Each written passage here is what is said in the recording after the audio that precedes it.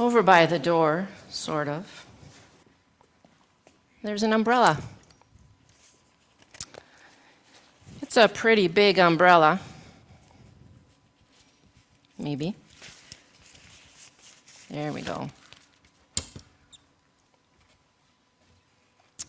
In fact, it's a big, friendly umbrella. It likes to help.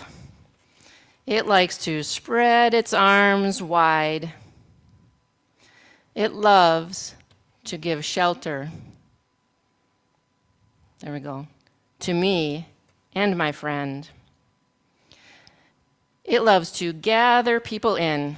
I don't even know all of them. It doesn't matter if you are tall or hairy or plaid. It doesn't matter how many legs you have. Some people worry that there won't be enough room under the big umbrella. Look how they're even walking down the street. But the amazing thing is, there is always room.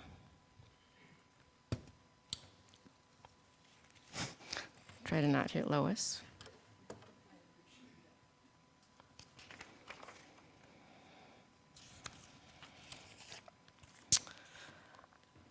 A really big umbrella, or a big tent, widening circles, or an ever-expanding bubble, or how about build a longer table, not a higher wall. These are images that I have heard used to illustrate inclusion. These images conjure the idea of having enough space, whether physical space or space in our hearts, for more people to come in.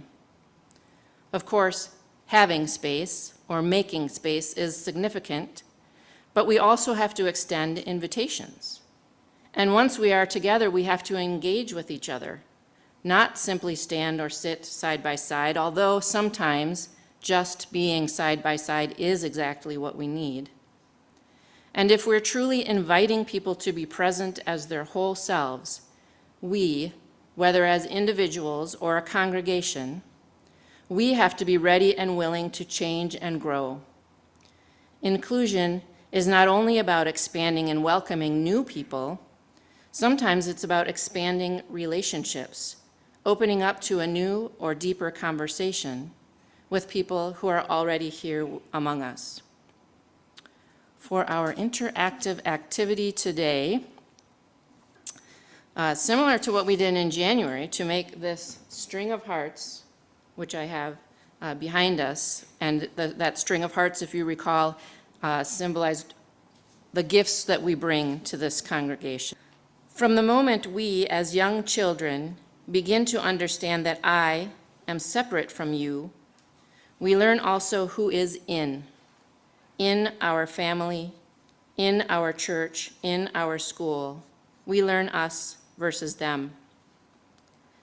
Evolutionarily, our brains seek ways to quickly assess threat, so it is a natural thing we do, dividing ourselves into us and them. We tend to begin with a tight circle, including only those most like us. But the lines we draw between us and them, lines that include and exclude, those lines remain sometimes beyond when they are needed for protection. Eventually, those dividing lines can become about power, about privilege, about comfort. Voices of exclusion have gotten pretty loud lately, but this is not new. Wisdom teachers in all times have encouraged us, have challenged us to draw those circles wider. One example is the Buddhist metta meditation, or loving kindness meditation. In this practice, we ask for health, safety, and removal of suffering, first for ourselves. May I be safe, healthy, and happy. Then widening our circle of concern and wishing these things for those we are in close relationship to, family and friends, and then to those we encounter but maybe don't really know, an acquaintance at work, the person at the checkout. May you be safe, healthy, and happy. And finally, we are to extend our well wishes even to those we dislike. From the Christian tradition come the stories of Jesus, which issue the challenge to love even the outcasts. And who are the outcasts? They are the poor, the prostitute, the tax collector, the leper, the Samaritan. Each of these characters representing them, a group on the margins or fully excluded from community. Jesus' message was one of inviting those outcasts into relationship. Within our own Unitarian Universalist tradition, in 2020, we published a report called Widening the Circle of Concern, a modern version of that call for us in this tradition to pay attention and take action to address the ways in which exclusion persists within our practices. Across the millennia, we see the conviction that, far from being a nasty word, inclusion is a moral imperative. We recognize that everyone deserves a dignified place in community. Widening the circle enriches all of us. Ever widening circles is one way of imagining how we can open our minds and hearts to others. We do something, and then we get to the edge of one circle where we have a new vantage point, and then we see that we're at another dividing line and we have another thing to do. Inclusion doesn't happen all at once. We have to decide over and over again to extend our invitation to those beyond the edge of the circle. Maybe the process of inclusion is not so neat and tidy as going from one circle to the next.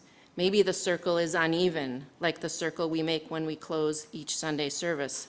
One portion of our circle and love and inclusion may be quite smooth, but over there is a bulge where we are wrestling with, but can't they just come legally?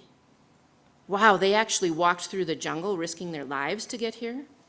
And over there, someone is saying, sure, everyone deserves to have food and shelter, but can't they work harder? Can't they make better decisions like I do? What if I give them money and they spend it on something that I think they don't need? Maybe widening the circle happens by pushing on it, by wrestling with our conflicting ideas. However we imagine it, the biggest umbrella, a longer table, a wider circle, an expanding bubble, or a wrestling match between the angel on one shoulder and the devil on the other. Friends, this task of inclusion is an ever-evolving, lifelong endeavor. There will always be a need for another open-hearted invitation. There will always be one more thing we might do to help someone feel they belong. It won't be perfect. We'll have our good days and our bad days. May we do this work with grace and joy. This reflection is by the Reverend Elizabeth Nguyen, called Show Up Hungry. I got off work at 7 p.m. and did the thing where you chase the bus a little bit, but then realize you won't make it, and you walk sheepishly back to the bus stop. I'm already an hour late to Sunday night singing at the Lucy Stone Cooperative, a UU affordable housing co-op in Boston. I'm still ambivalent. I could go home to Netflix and grilled cheese. I could choose predictability and warm carbs. Or I could get on the bus to this community where I was first a member of the planning team and now a board member, this place where, despite my leadership role, I still find myself questioning whether and how I belong. I give myself a little pep talk, reminding myself that I'm allowed to show up late and hungry, in need of a song. Reminding myself that being in community means offering care and being cared for, bringing my shiny self and my not-so-shiny self. When I arrive, there's a teapot of hot water and a plate of fat dates on the table. A friend presses a bowl into my hands, and there's broccoli soup. We sing Amazing Grace. The wonders of accepting love have made me whole and real. Community is covenant. It's the promise of a bowl of soup and a song at the end of the day. It's love in the form of a house on Moreland Street that has said it doesn't matter that I don't live there, that I too am welcome on Sunday nights. Laid bare, it is the succor and accountability of doing that thing together that we cannot do alone. I've not always been my best self in the communities I've loved. I've shirked dish duty at Lucy Stone and missed weddings in my hometown. I've dropped out when I was needed and showed up full of pettiness and exhaustion. The wonder of accepting love is only made evident when we're allowed to shed the shiny and let the sourness show. Our communities of spirit are only real because we show up late, expecting to be fed, because we both give and get, because we bring our tart and our sweet, our gifts and our struggles. We need lemon in the lentils, rice vinegar in the sushi, a squeeze of lime in the shalada, and some acid in our communities. Without it, our communities are superficial. With no acid, we are one note, monotone. Our vulnerabilities, our bits of brokenness, bring life to our relationships. We are part of a community when we show up shiny and not so shiny, when we ladle soup into each other's bowls and eat it eagerly, when we bring our sour and our sweet, when we shed the shiny and show up hungry.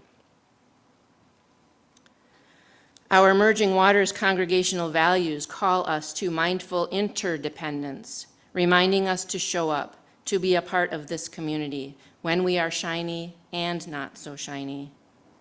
Our values call us into authentic curiosity, inviting us to understand inclusion as an opportunity to know one another and even ourselves more deeply. Our values call us into courageous love, asking that we dare to step outside of our own comfort zones and offer a wide and heartfelt welcome to all who we encounter. May we be so brave.